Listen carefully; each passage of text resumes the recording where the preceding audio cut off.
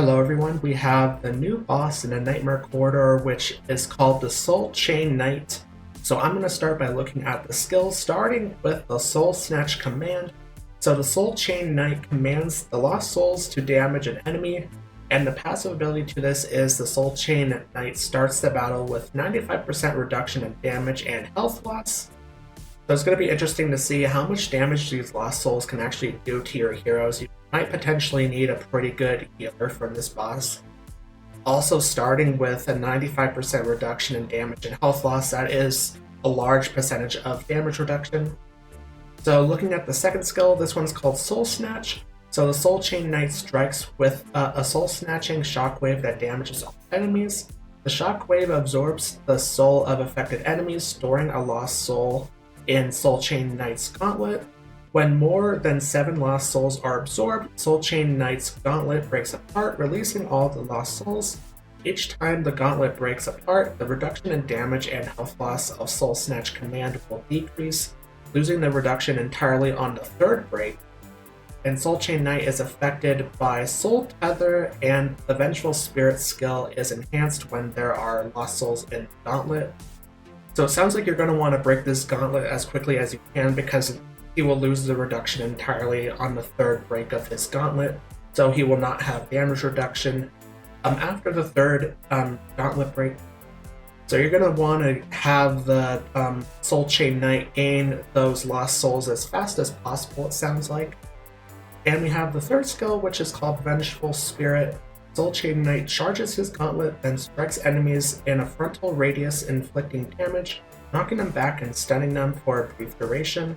If affected by Soul Tether, Soulchain Knight releases all the lost souls to unleash a soul wave, inflicting a large amount of damage, and 1 stack of Exorcise cannot be dispelled to all enemies. Enemies affected by Exorcise lose 30% attack rating, stacking up to 3 times. Enemies affected by the stacks of Exorcise become permanently confused and attack allied units. So it sounds like you're not going to want the boss here to do this Vengeful Spirit skill because he will release the souls that he has collected in his gauntlet. And remember, with the second skill, you need more than 7 lost souls absorbed by the gauntlet to break it apart. So having the Soulchain Knight release all the lost souls is definitely a bad thing, because remember, you want the gauntlet to break 3 times so he can lose all the reduction that he has. And also, you do not want your allied heroes to suffer the max of stacks of the Exorcise ability, because they will permanently attack allied units, which is definitely a bad thing. So let's go ahead and look at the leaderboard. I want to see which heroes exactly the top players are running here. So looking at the top 5 players in here, looking at the Soulchain Knight, for the team we have the regular Baden with Trishea, the twins, the new Wilder hero Misha, and then we also have the new Celestial hero Aurelia. And for the beast here, we have this beast, the Phantasmoth.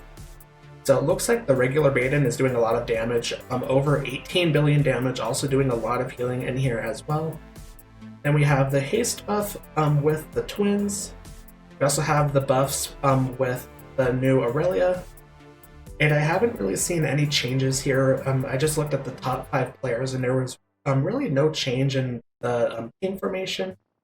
So it looks like for now that is going to be the team that will perform the best in here, just based off the top players in the leaderboard.